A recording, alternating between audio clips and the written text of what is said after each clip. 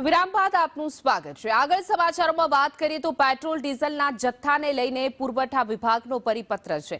તમામ કલેક્ટર પુરવઠા અધિકારીઓને પત્ર દ્વારા આદેશ આપવામાં આવ્યો છે। ઈંધણની સંગ્રહખોરી અને કૃત્રિમ અછત અટકાવવા માટે તંત્ર એક્શનમાં। ડીઝલ માત્ર વાહનની ટાંકીમાં જ ભરી આપવા કડક સૂચના આપવામાં આવી છે।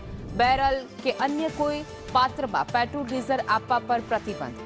નિયમોનું ઉલ્લંઘન કરનાર વિક્રેતાઓ સામે કરાશે કાર્યવાહી। આવશ્યક ચીજવસ્તુ ધારા હેઠળ ગુનો નોંધીને પગલાં લેવાશે। પેટ્રોલ ડીઝલ જથ્થાને લઈને પુરવઠા વિભાગનો પરિપત્ર છે। તમામ કલેક્ટર અને પુરવઠા અધિકારીને આ પત્ર આપવામાં આવ્યો છે। પેટ્રોલ ડીઝલની સંગ્રહખોરી અટકાવવા માટે પત્ર આપવામાં આવ્યો છે। ડીઝલ માત્ર વાહનની ટાંકીમાં જ ભરવા માટે સખ્ત સૂચના આપવામાં આવી છે।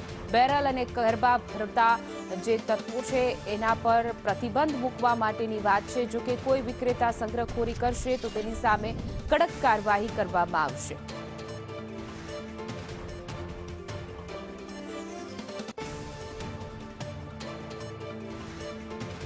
પેટ્રોલ ડીઝલના જથ્થાને લઈને પુરવઠા અધિકારીઓ અને કલેક્ટરને પત્ર દ્વારા આદેશ આપવામાં આવ્યો છે।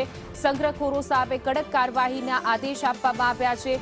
જે રીતે કેરબા લઈને લોકો પેટ્રોલ અને ડીઝલનો જથ્થો ભરી રહ્યા છે તેને લઈને સરકાર દ્વારા આ કડક આદેશનું પાલન કરાવવામાં આવી રહ્યું છે।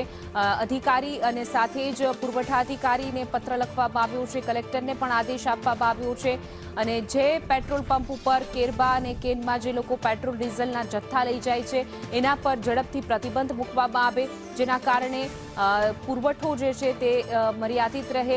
આવશ્યક ચીજવસ્તુ ધારા હેઠળ ગુનો પણ નોંધાશે અને પગલાં પણ લેવામાં આવશે। જો કોઈ પેટ્રોલ ડીઝલ જથ્થાને લઈને પુરવઠા વિભાગે આ આદેશ જાહેર કર્યો છે, પેટ્રોલ ડીઝલનો સંગ્રહખોરી કરશે એના પર કાર્યવાહી કરવામાં આવશે। ઈંધણની સંગ્રહખોરી અટકાવવા માટે આ તંત્રનો સૌથી મોટો નિર્ણય છે। કૃત્રિમ અછત અટકાવવા માટે તંત્ર એક્શન મોડમાં છે।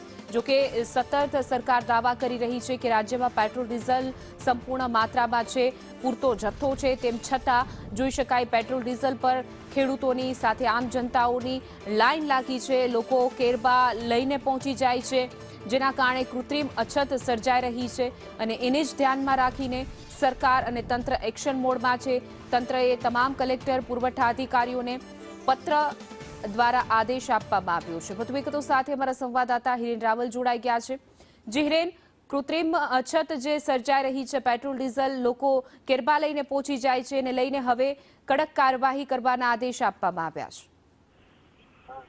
પુરવઠા વિભાગ દ્વારા આ પત્ર કરવામાં આવ્યું છે અને એમાં ક્લિયર લખવામાં આવ્યું છે રાજ્યમાં પેટ્રોલ ડીઝલના કારણે જે પ્રકારની સ્થિતિ ઊભી થઈ છે અને એમાં કેટલીક જગ્યાઓ પર કાળાબજારી વગેરે થતી હોય છે, તો એ પરિસ્થિતિમાં એને પહોંચી વળવા માટે પુરવઠા વિભાગે તમામ જિલ્લા કલેક્ટર, તમામ જિલ્લા પુરવઠા અધિકારીઓને આ પત્ર લખ્યો છે। પત્રની અંદર કહેવામાં